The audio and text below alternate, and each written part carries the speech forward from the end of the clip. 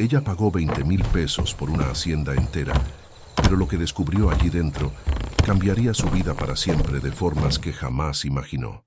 Puedes imaginarte una mujer sola, destrozada por la pérdida, arriesgando todo lo que le quedaba en una propiedad que nadie quería tocar, ni con un palo largo.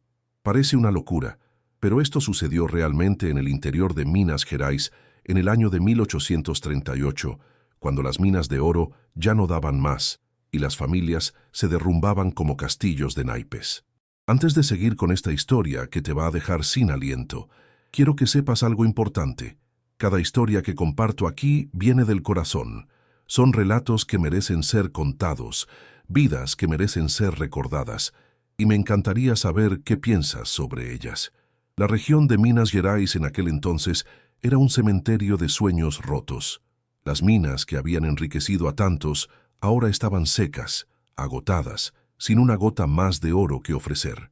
Las familias que habían llegado con esperanzas de fortuna ahora huían con las manos vacías y los corazones destrozados.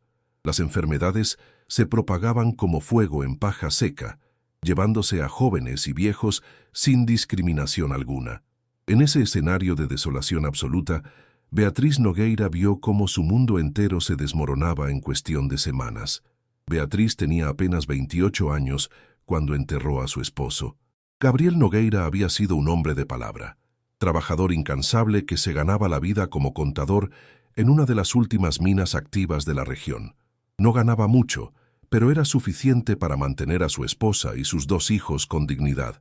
Tenían un techo, comida en la mesa, ropa limpia. No pedían más que eso, una vida sencilla pero honesta.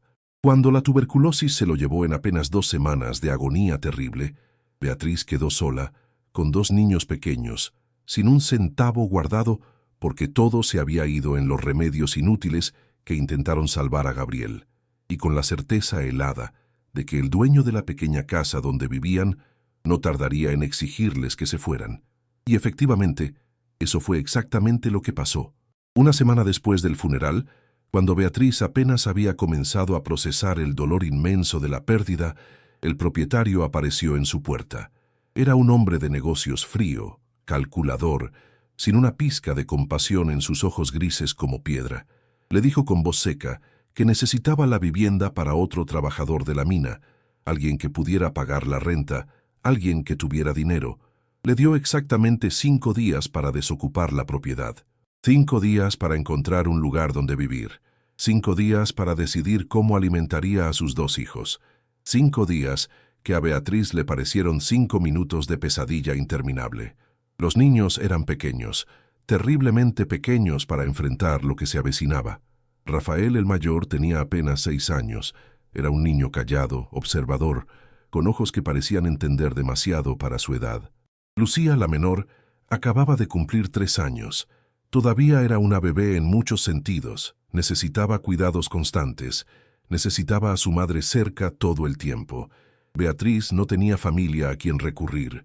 Sus padres habían muerto años atrás en un accidente en las minas, aplastados por un derrumbe que mató a 17 personas.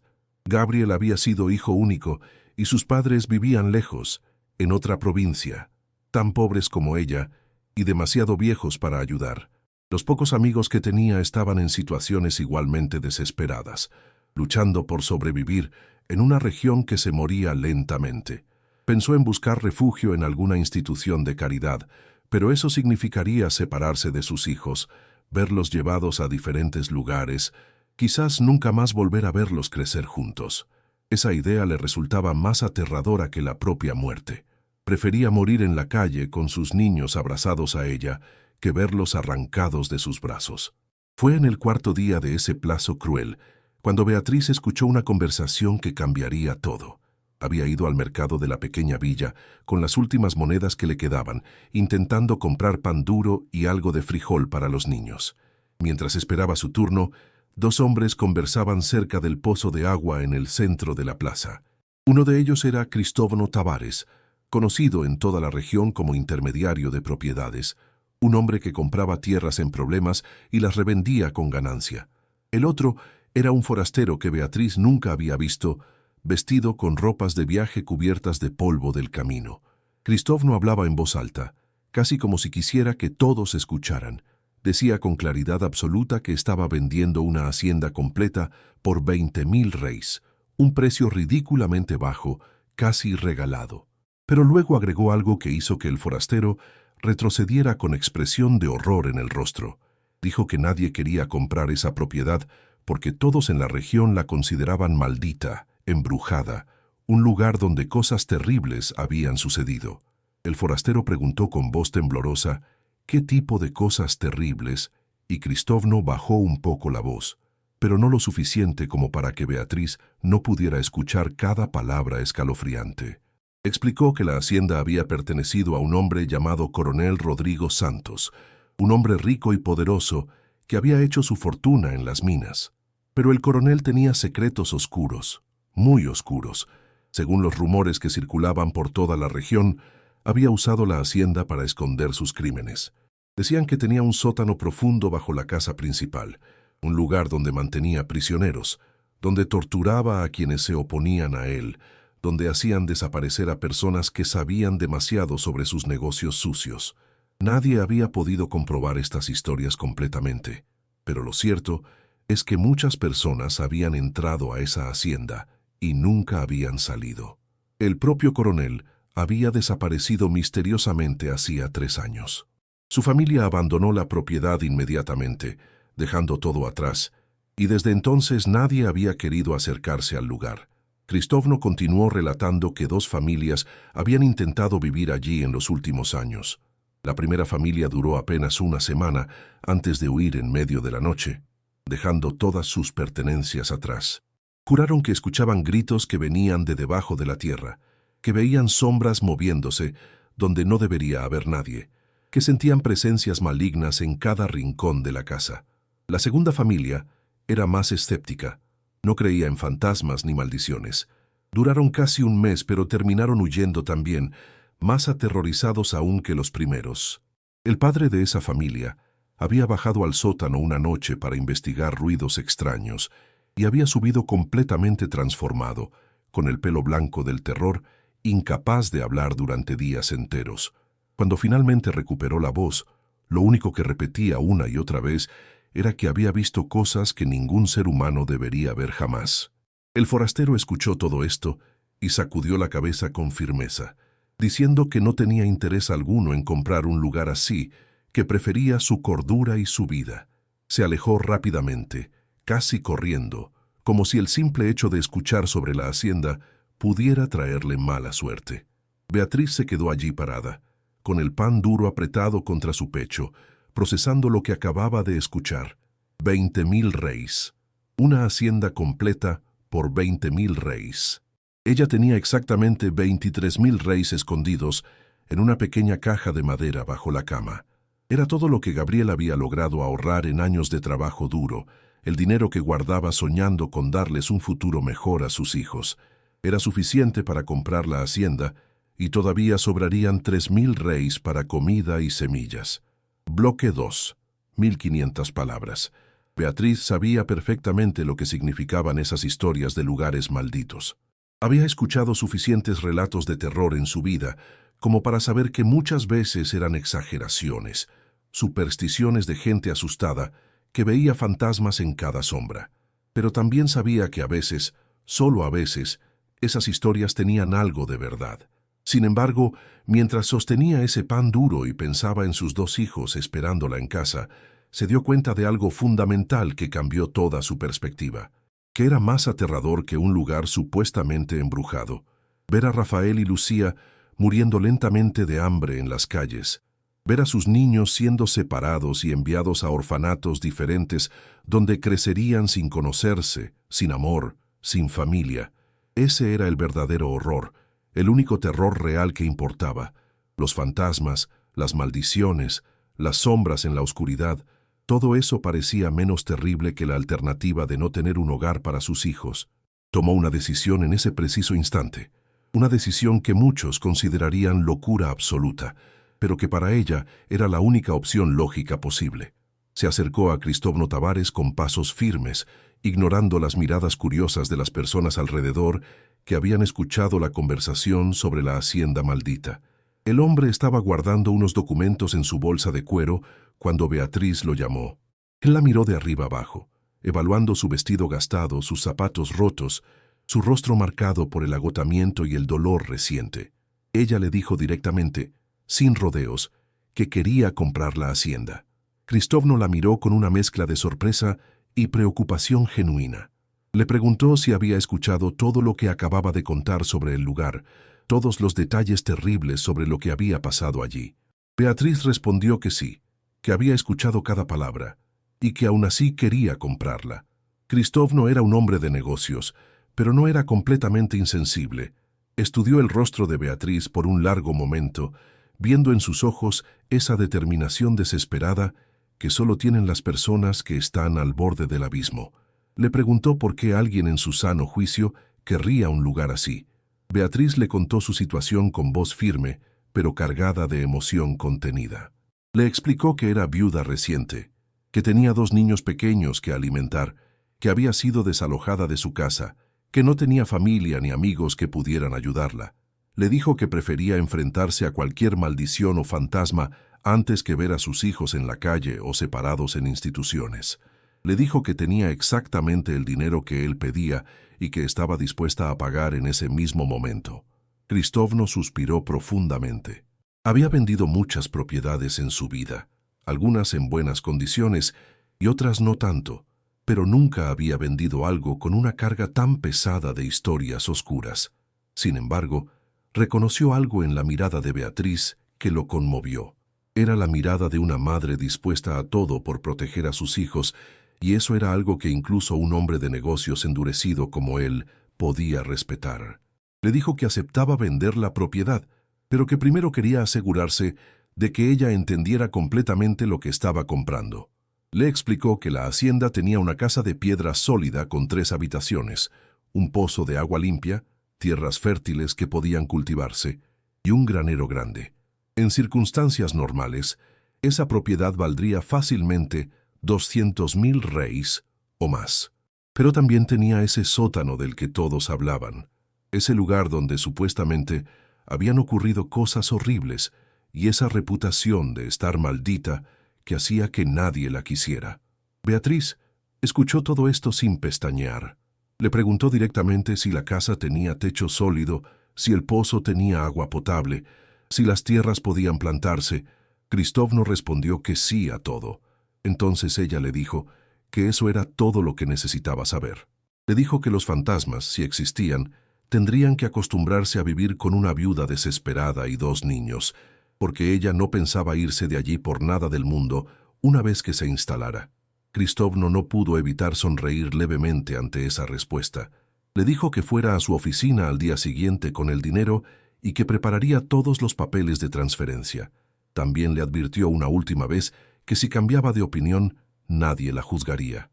Beatriz sacudió la cabeza con firmeza y le dio las gracias. Y ahora quiero hacer una pausa en esta historia para decirte algo desde el corazón. Si has llegado hasta aquí, significa que esta historia te está tocando de alguna manera, y eso me llena de alegría porque ese es exactamente el propósito de todo esto. Estas historias no son solo relatos del pasado, son lecciones de vida, ejemplos de coraje extraordinario en circunstancias imposibles. Me encantaría que te sintieras parte de esta comunidad que estamos construyendo juntos, una comunidad donde compartimos no solo historias, sino también reflexiones, emociones, experiencias. Por eso te invito a que te suscribas al canal si aún no lo has hecho. No porque necesite números, sino porque quiero que seas parte de esta familia que valora estas narrativas. Y más importante aún, me encantaría leer tu historia en los comentarios. ¿Has pasado por algún momento donde tuviste que tomar una decisión difícil, casi imposible, para proteger a alguien que amas? ¿Has tenido que enfrentarte a tus miedos más profundos por una causa mayor? Cuéntame, porque tu historia también merece ser escuchada. También tiene valor, también puede inspirar a otros. Y si tienes ideas de temas que te gustaría que tratara en futuros videos, por favor compártelos conmigo. Este canal crece con tu participación, con tus sugerencias, con tus propias vivencias. Juntos estamos creando algo especial, un espacio donde las historias humanas encuentran eco y donde nadie se siente solo en sus luchas. Ahora sigamos con lo que le pasó a Beatriz, porque lo que viene te va a dejar sin palabras. Bloque 3, 1500 palabras. Esa noche, Beatriz reunió a sus 2 hijos en la pequeña mesa de madera de su cocina. Rafael, con sus 6 años y esos ojos demasiado serios para su edad, se sentó en silencio, observando a su madre con atención. Lucía jugaba con una muñeca de trapo gastada, tarareando una canción sin sentido. Beatriz los miró a ambos, sintiendo un peso enorme en el pecho, sabiendo que lo que estaba a punto de decirles cambiaría sus vidas completamente. Les explicó con palabras cuidadosamente elegidas que al día siguiente dejarían esa casa para mudarse a un lugar nuevo, una hacienda grande que ahora les pertenecería, donde tendrían mucho espacio para jugar y tierra para cultivar sus propios alimentos. Rafael la miraba con esos ojos profundos, claramente entendiendo que había algo más en la historia. Le preguntó directamente si ese lugar era seguro, si estarían bien allí. Beatriz sintió que el corazón se le partía al escuchar esa pregunta, viniendo de un niño tan pequeño que ya había aprendido a preocuparse por la seguridad de su familia. Le respondió con honestidad, porque siempre había creído en no mentirles a sus hijos. Les dijo que el lugar tenía historias extrañas, que algunas personas decían que estaba embrujado, pero que ella no creía en fantasmas, y que lo más importante era que tendrían un hogar propio donde nadie podría echarlos nunca más. Les explicó que tendrían que ser muy valientes, que habría momentos difíciles, pero que siempre estarían juntos, y eso era lo único que realmente importaba. Rafael asintió lentamente, procesando la información con una madurez impresionante para su edad. Lucía dejó de jugar con su muñeca y preguntó con voz aguda si habría flores en el nuevo lugar. Beatriz sonrió a pesar de todo y le prometió que plantarían todas las flores que ella quisiera. Al día siguiente, Beatriz fue a la oficina de Cristóvno con los 22.000 reis escondidos en un pequeño saco de tela. El hombre tenía todos los papeles preparados, documentos oficiales que certificaban la transferencia de propiedad. Mientras firmaba, le explicó exactamente dónde quedaba la hacienda, cómo llegar hasta allí, y le entregó una llave grande y pesada de hierro forjado, la llave de la puerta principal. También le dio una segunda llave más pequeña, y al entregarla, su expresión se volvió aún más seria. Le dijo que esa era la llave del sótano, y le recomendó encarecidamente que nunca, bajo ninguna circunstancia, bajara allí sola, especialmente de noche. Le sugirió que mantuviera esa puerta cerrada con llave siempre, que ni siquiera intentara investigar qué había allá abajo. Beatriz tomó ambas llaves sin decir nada, sintiendo el peso de ellas en sus manos, como si fueran mucho más pesadas de lo que realmente eran. Contrató un carruaje viejo para que los llevara a ella y a los niños hasta la hacienda, junto con las pocas pertenencias que tenían. El viaje duró casi 3 horas por caminos de tierra llenos de baches. Rafael iba callado mirando por la ventana. Lucía se había quedado dormida en el regazo de su madre. Cuando finalmente llegaron, el sol ya estaba bajando en el horizonte, pintando el cielo de naranjas y rojos intensos. La hacienda apareció ante ellos como una silueta oscura contra el cielo del atardecer. Era una construcción imponente de piedra gris, con 2 pisos y ventanas altas. Estaba rodeada de árboles viejos y retorcidos que le daban un aspecto sombrío. El granero se veía sólido pero descuidado, con la madera oscurecida por el tiempo. Las tierras se extendían hacia todos lados, cubiertas de hierba alta que nadie había cortado en años. El conductor del carruaje ayudó a bajar las cosas, pero se negó rotundamente a entrar a la propiedad. Dejó todo en la entrada del camino y se fue rápidamente, como si tuviera miedo de que la oscuridad lo alcanzara si se quedaba un minuto más. Beatriz cargó a Lucía en un brazo y tomó la mano de Rafael con la otra. Caminaron por el sendero de piedras que llevaba a la puerta principal, sus pasos resonando en el silencio absoluto del lugar. No había sonido de pájaros, no había viento, solo un silencio pesado que parecía tragarse todos los ruidos. Cuando llegaron a la puerta, Beatriz insertó la llave grande en la cerradura oxidada. Tuvo que hacer fuerza para girarla, el metal chirriando como un grito agudo. La puerta se abrió lentamente, revelando un interior oscuro y lleno de sombras. Entraron con cuidado, sus ojos adaptándose poco a poco a la penumbra. La casa olía a humedad, a años de abandono, a algo más que Beatriz no podía identificar completamente. Encontró velas en un armario cerca de la entrada y las encendió, iluminando poco a poco la sala principal. Era un espacio grande con muebles cubiertos por sábanas blancas que parecían fantasmas en la luz temblorosa de las velas. Había una chimenea enorme de piedra en una pared y escaleras de madera que subían al segundo piso. Todo estaba cubierto de polvo y telarañas.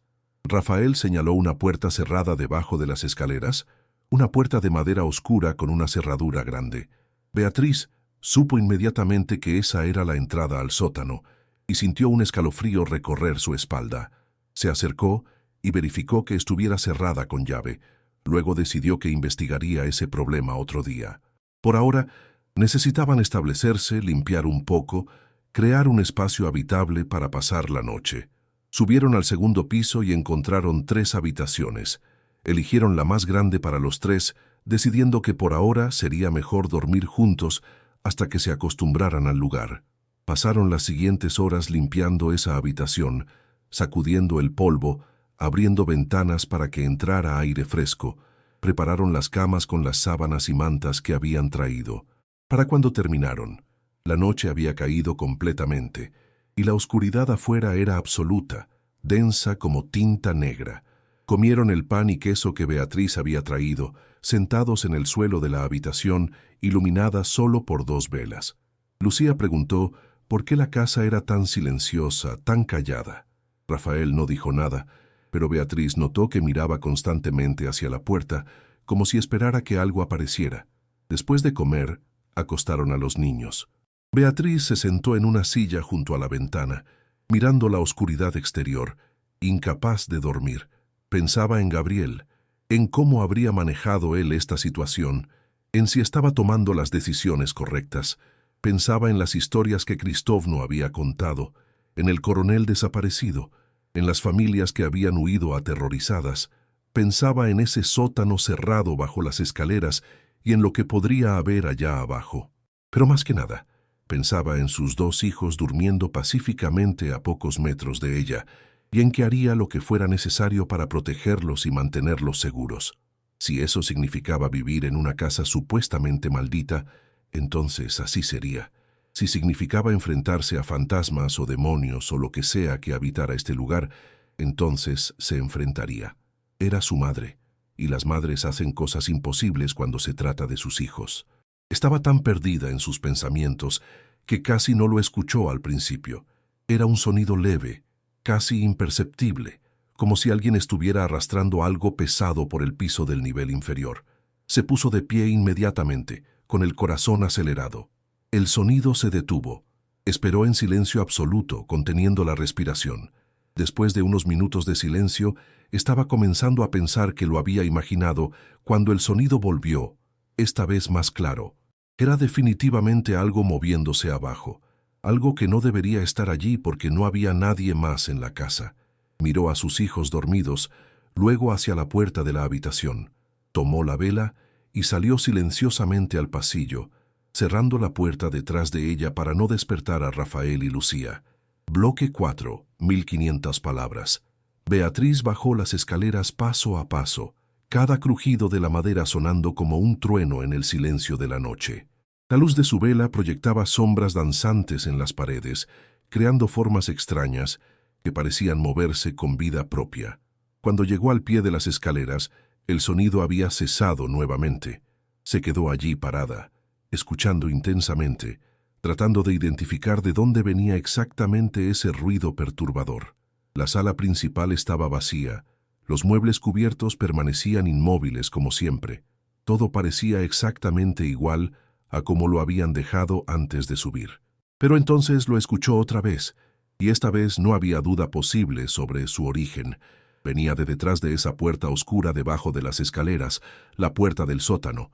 Su primer instinto fue dar media vuelta, subir corriendo, despertar a los niños y salir de esa casa inmediatamente.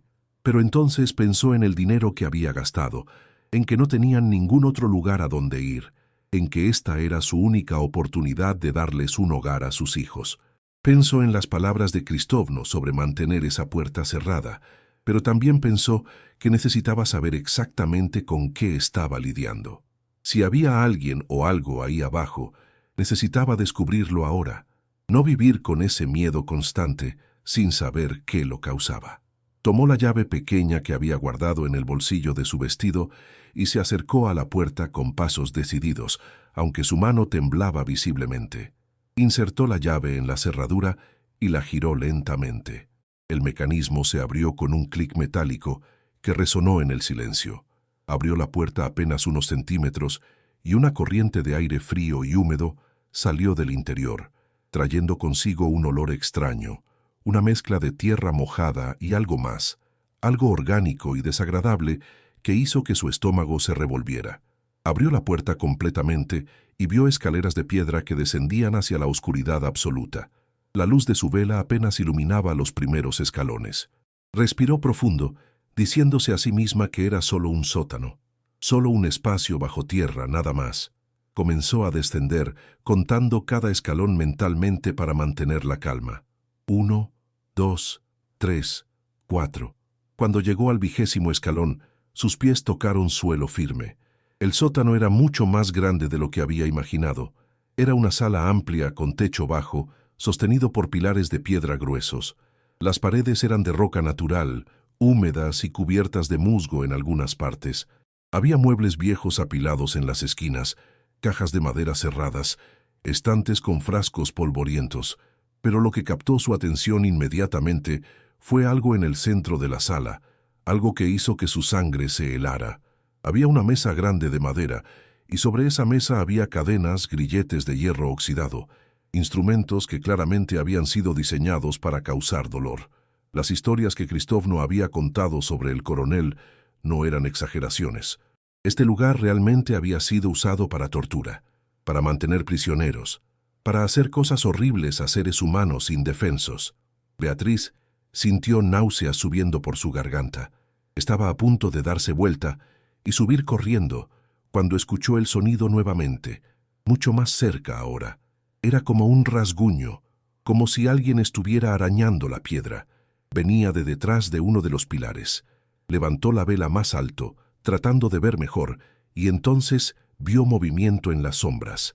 Su corazón latía tan fuerte que podía sentirlo en sus oídos. Dio un paso adelante, luego otro, acercándose lentamente hacia donde había visto ese movimiento.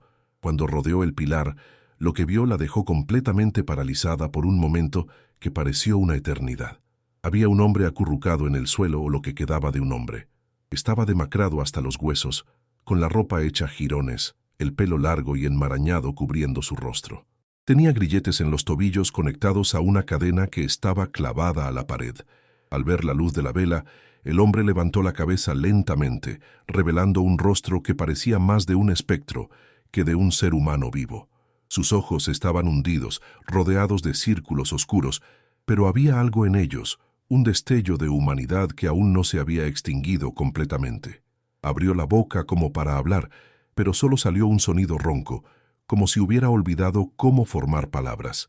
Beatriz retrocedió instintivamente, casi dejando caer la vela. El hombre levantó una mano esquelética, no en gesto amenazante, sino en súplica desesperada. Intentó hablar otra vez, y esta vez logró formar una palabra apenas audible. Agua.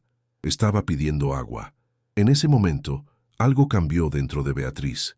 El miedo inicial fue reemplazado por otra emoción más fuerte, una mezcla de horror, compasión y furia absoluta. Este hombre había sido dejado aquí para morir, encadenado como un animal olvidado por todos. ¿Cuánto tiempo había estado aquí? ¿Cuánto tiempo había sobrevivido en esta oscuridad comiendo quién sabe qué, bebiendo agua que goteaba de las paredes? Las historias sobre el coronel torturador ahora tenían un rostro real, una víctima real frente a ella. Subió las escaleras rápidamente, su mente trabajando a toda velocidad. Necesitaba agua, comida, necesitaba ayudar a este hombre. Pero también necesitaba ser cuidadosa, necesitaba proteger a sus hijos. No sabía quién era este hombre, qué había hecho para terminar encadenado ahí, si era peligroso o no. Llegó a la cocina y llenó una jarra con agua del pozo que habían traído. Tomó también un pedazo del pan que quedaba. Volvió al sótano, descendiendo los escalones más rápido esta vez. El hombre seguía en la misma posición, como si no hubiera tenido fuerzas para moverse. Beatriz se acercó con cuidado, manteniendo cierta distancia, y le extendió la jarra de agua. El hombre la tomó con manos temblorosas y bebió desesperadamente, el agua derramándose por los lados de su boca, mojando su barba enmarañada. Cuando terminó, respiró profundamente varias veces, y Beatriz vio lágrimas corriendo por su rostro sucio.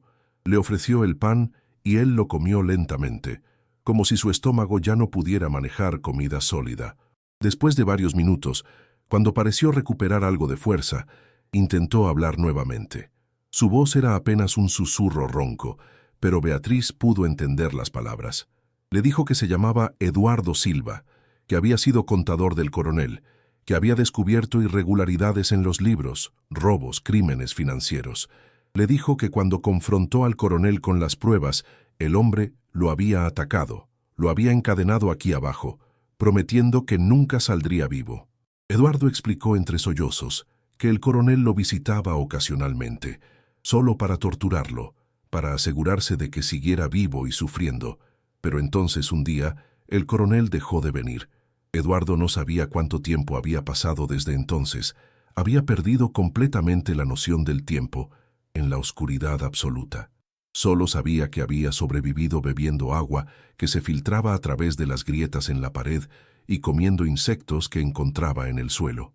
Había momentos en que deseaba morir, en que rezaba para que todo terminara, pero algo en él se había aferrado a la vida con desesperación irracional, con la esperanza absurda de que algún día alguien lo encontraría. Beatriz escuchó todo esto con una mezcla de horror y determinación creciente. Este hombre necesitaba ayuda médica urgente, necesitaba ser liberado de esas cadenas, necesitaba volver al mundo de los vivos. Examinó los grilletes en sus tobillos. Eran viejos pero sólidos, cerrados con candados que parecían imposibles de romper sin las llaves apropiadas.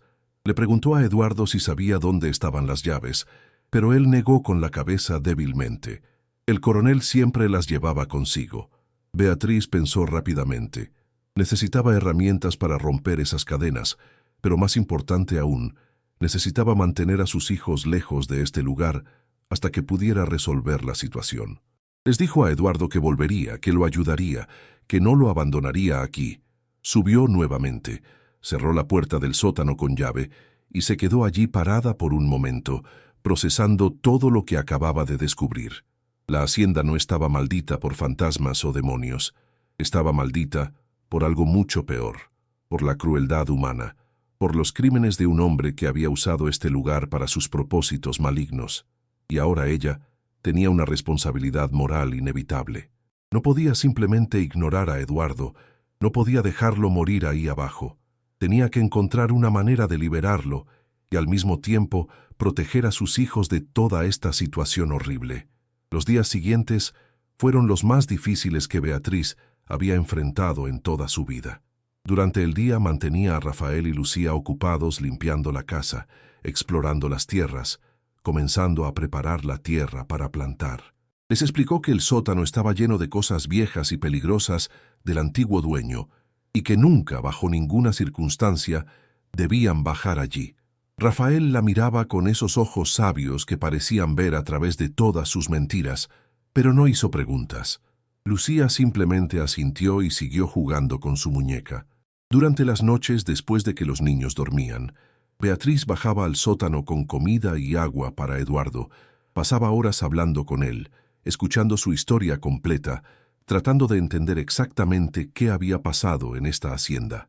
Eduardo le contó todo en fragmentos, su memoria claramente dañada por los meses o quizás años de aislamiento y trauma. El coronel Rodrigo Santos había sido un hombre respetado en la región, dueño de varias minas y propiedades.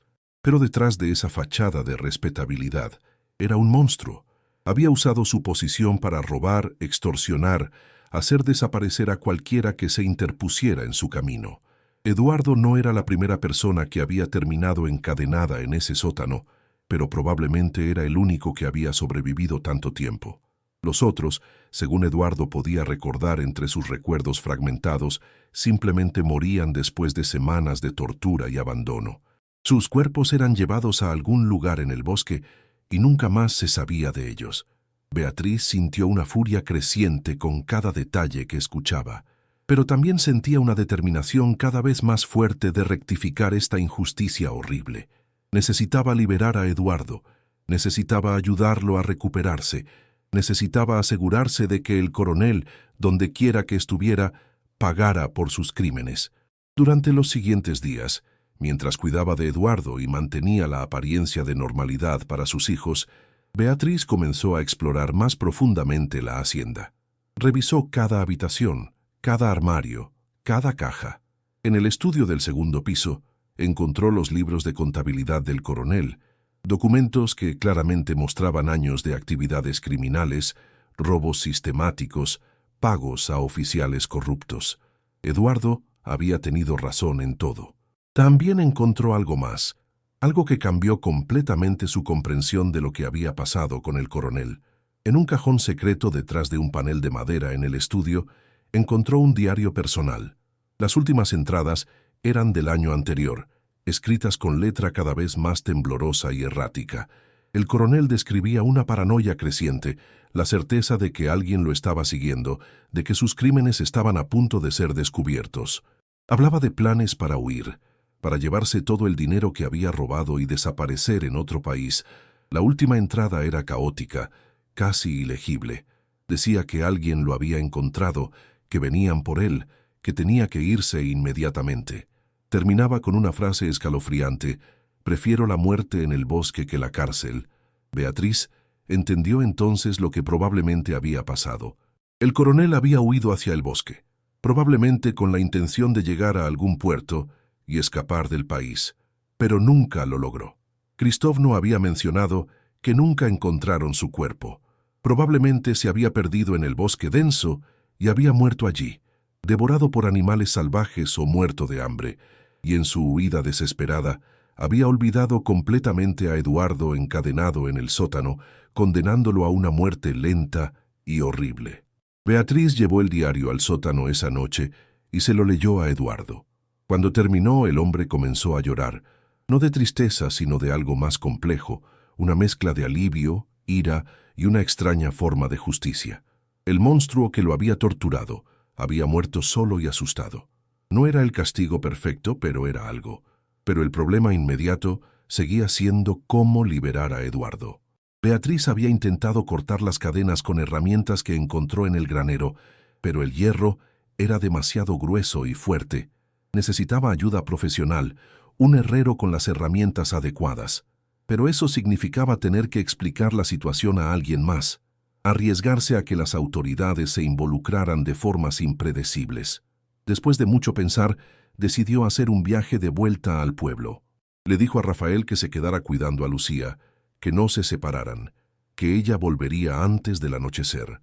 Rafael asintió con esa seriedad preocupante, y Beatriz se dio cuenta de cuánto había madurado su hijo en tan poco tiempo. En el pueblo, Beatriz buscó al herrero local, un hombre llamado Manuel Rodríguez, conocido por ser discreto y justo. Le explicó que tenía unas cadenas viejas en su propiedad que necesitaba cortar, que eran de la época del antiguo dueño y que estorbaban en el sótano. Manuel aceptó ir con ella esa misma tarde, trayendo sus herramientas pesadas. Durante el viaje de vuelta a la hacienda, Beatriz preparó mentalmente cómo manejaría la situación cuando Manuel viera a Eduardo. No podía simplemente ocultarlo, sería imposible. Tendría que confiar en que el herrero era un hombre bueno que entendería la situación. Cuando llegaron a la hacienda, Beatriz llevó a Manuel directamente al sótano. El herrero bajó los escalones detrás de ella, llevando su caja de herramientas pesadas. Cuando vio a Eduardo acurrucado junto al pilar, encadenado y demacrado, Manuel se detuvo en seco. Su expresión pasó por shock, horror y finalmente comprensión.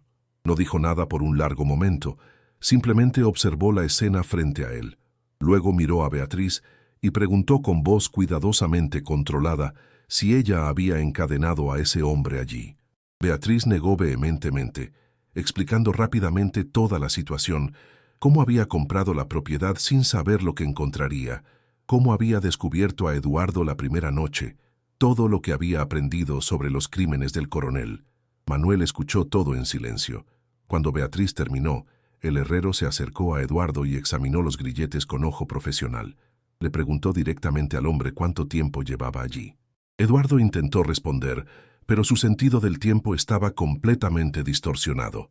Dijo que podrían haber sido meses o años, que había perdido la cuenta después de las primeras semanas. Manuel asintió lentamente. Luego miró a Beatriz con una expresión de respeto inesperado.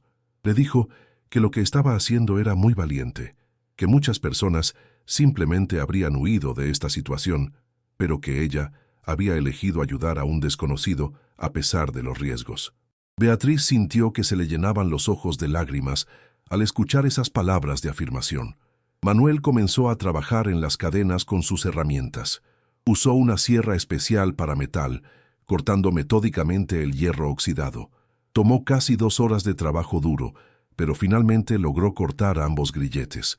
Cuando las cadenas cayeron al suelo con un sonido metálico, Eduardo intentó ponerse de pie, pero sus piernas no lo sostuvieron. Había estado encadenado tanto tiempo que sus músculos se habían atrofiado casi completamente. Manuel y Beatriz lo sostuvieron entre los dos, ayudándolo a subir lentamente las escaleras, paso a paso, hasta llegar finalmente a la sala principal y luego afuera, donde la luz del sol lo cegó temporalmente.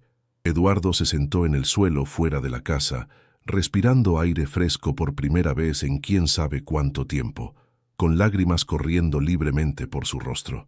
Beatriz le trajo más agua y comida, mientras Manuel observaba pensativamente.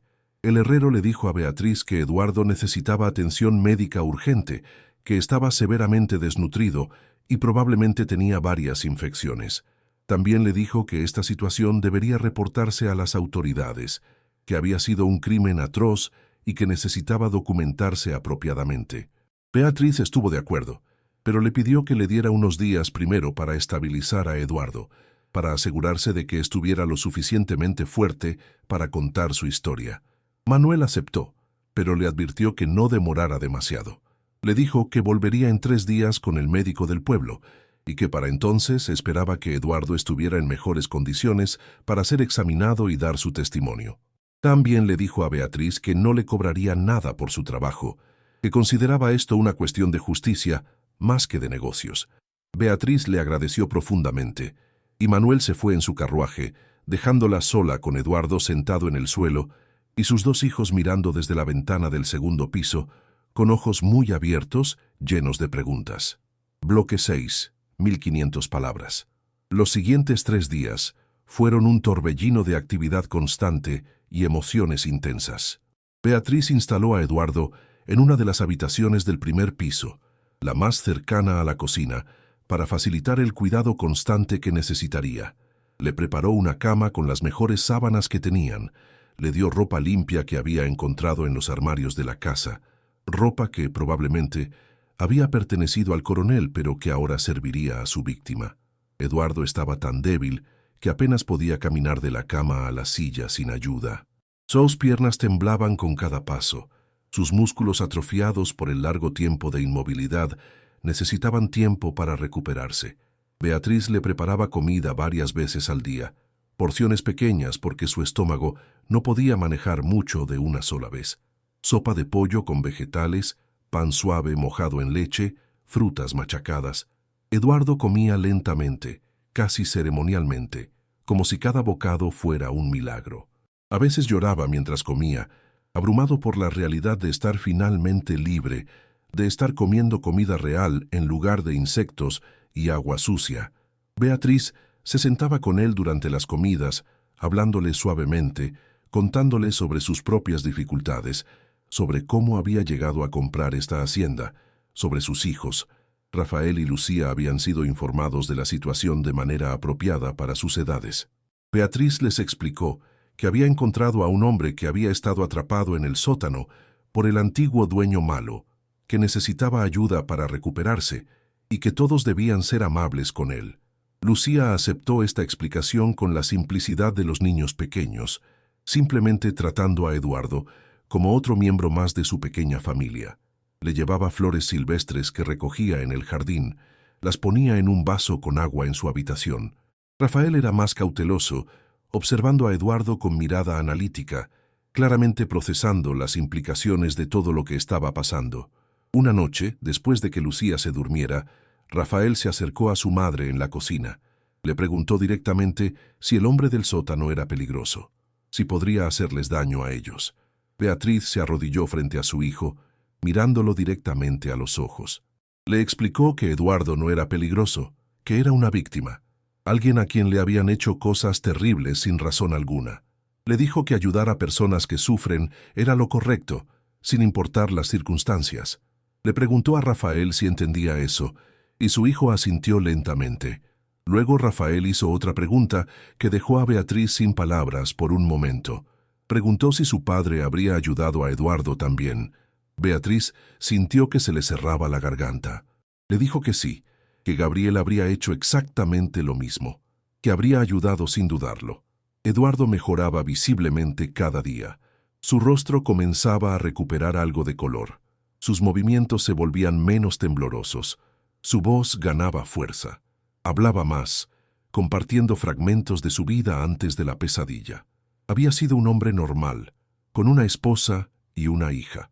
Cuando el coronel lo encadenó en el sótano, le había dicho que le haría creer a su familia que Eduardo había huido, que los había abandonado.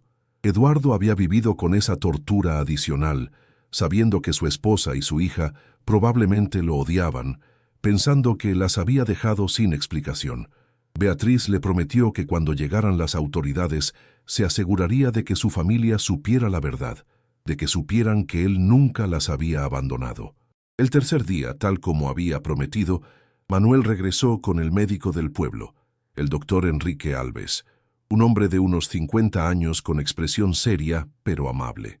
También venía con ellos el alguacil local, don Fernando Costa, un oficial de la ley conocido por su integridad. Beatriz los recibió en la entrada, con Eduardo sentado en una silla en la sala, vestido con ropa limpia y luciendo mucho mejor que 3 días atrás, aunque todavía obviamente débil y demacrado. El doctor examinó a Eduardo exhaustivamente, haciendo preguntas sobre su condición, tomando notas detalladas.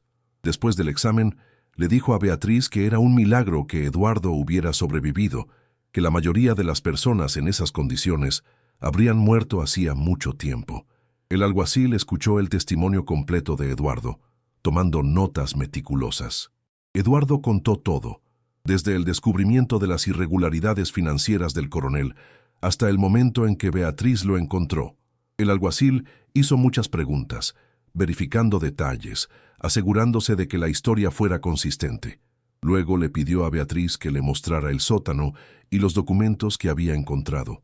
Ella los llevó abajo, mostró la mesa de tortura, las cadenas cortadas en el suelo, los grilletes que aún tenían manchas de sangre oxidada. El alguacil observó todo con expresión cada vez más sombría. Luego Beatriz le mostró el diario del coronel y los libros de contabilidad. El oficial los leyó durante más de 1 hora, su expresión volviéndose más y más grave con cada página. Cuando finalmente terminó, el alguacil miró a Beatriz con una mezcla de respeto y algo que parecía vergüenza. Le dijo que había escuchado rumores sobre el coronel durante años, susurros sobre sus actividades criminales, pero nunca había tenido pruebas suficientes para actuar. Le dijo que estos documentos eran evidencia contundente de años de crímenes, que probablemente había muchas más víctimas de las que nunca sabrían. Le agradeció a Beatriz por tener el coraje de reportar esto, por no simplemente cerrar esa puerta y pretender que nunca había encontrado a Eduardo. Le dijo que muchas personas habrían hecho exactamente eso, habrían elegido la ignorancia por conveniencia. El alguacil se llevó todos los documentos, prometiendo que iniciaría una investigación formal inmediatamente.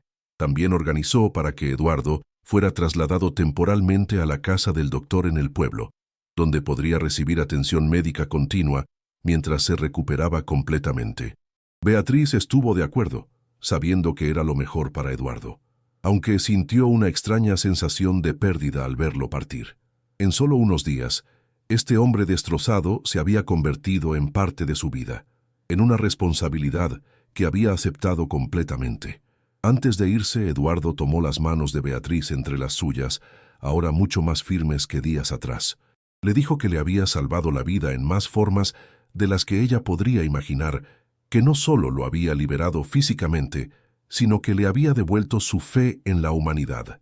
Después de que todos se fueron, Beatriz se sentó en los escalones de la entrada de la hacienda, mirando el atardecer pintando el cielo de colores brillantes.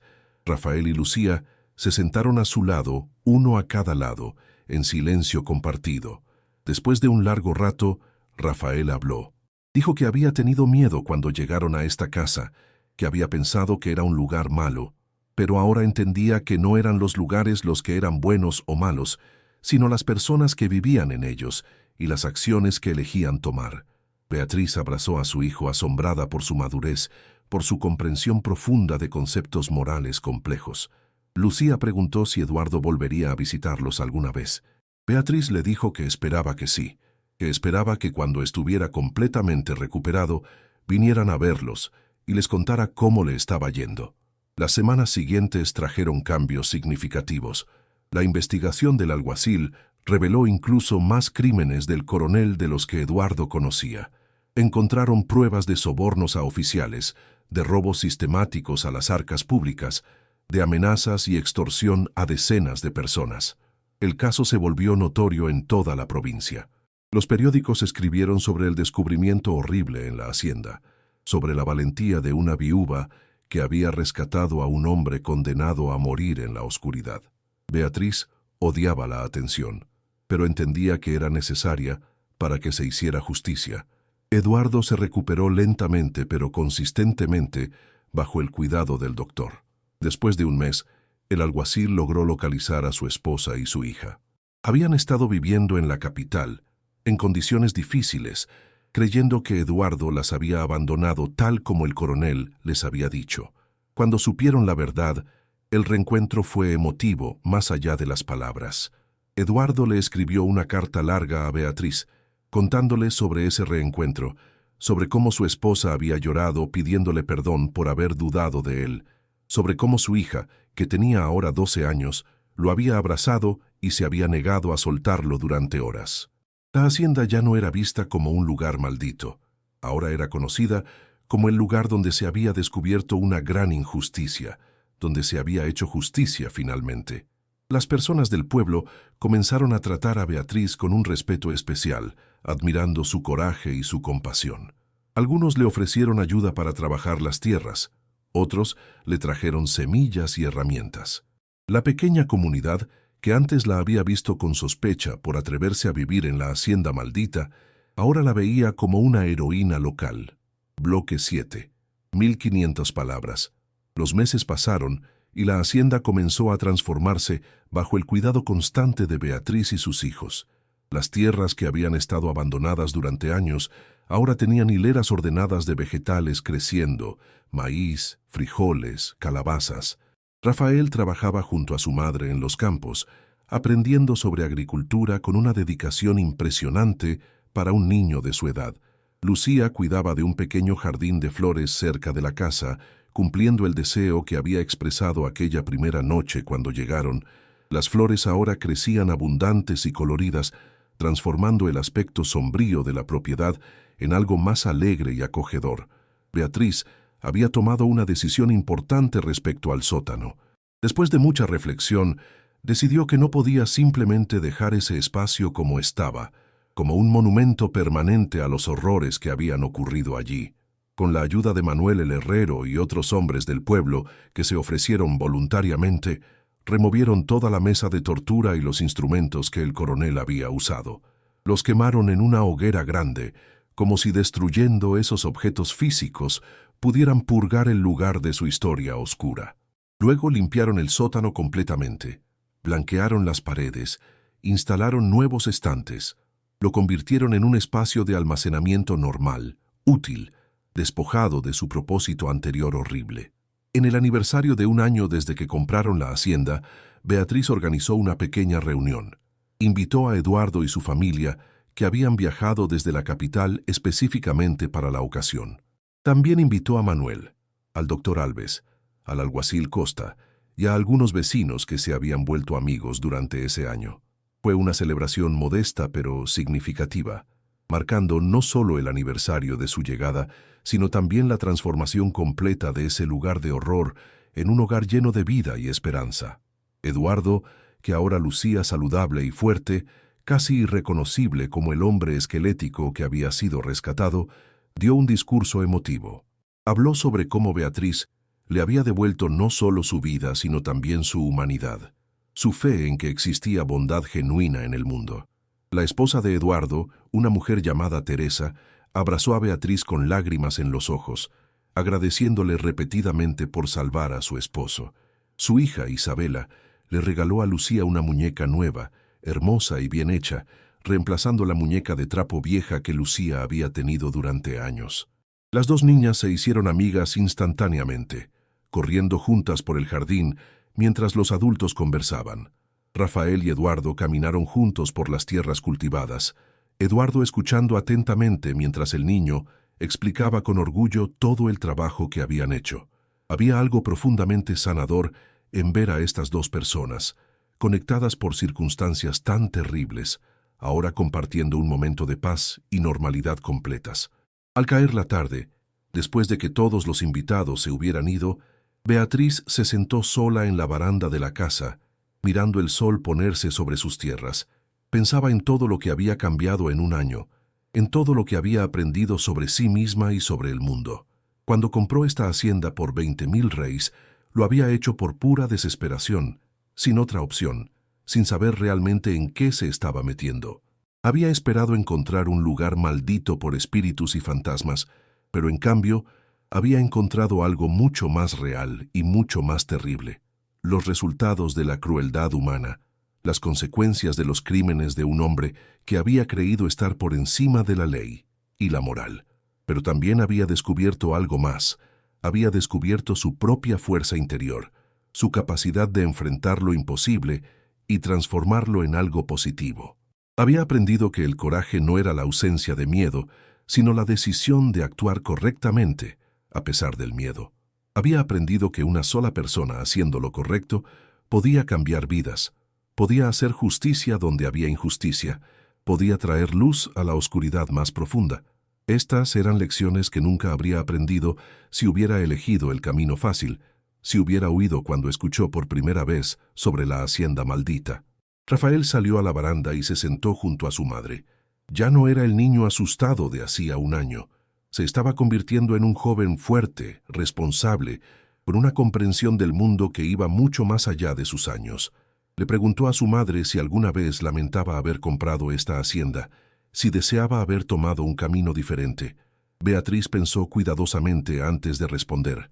Le dijo que no lamentaba nada.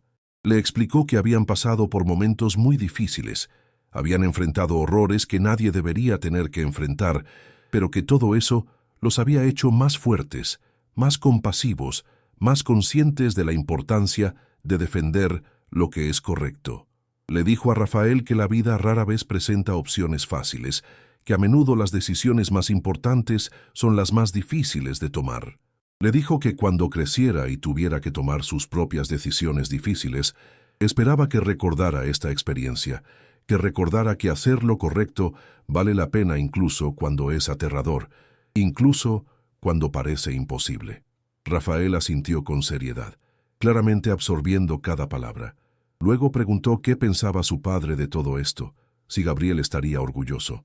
Beatriz sintió lágrimas llenando sus ojos.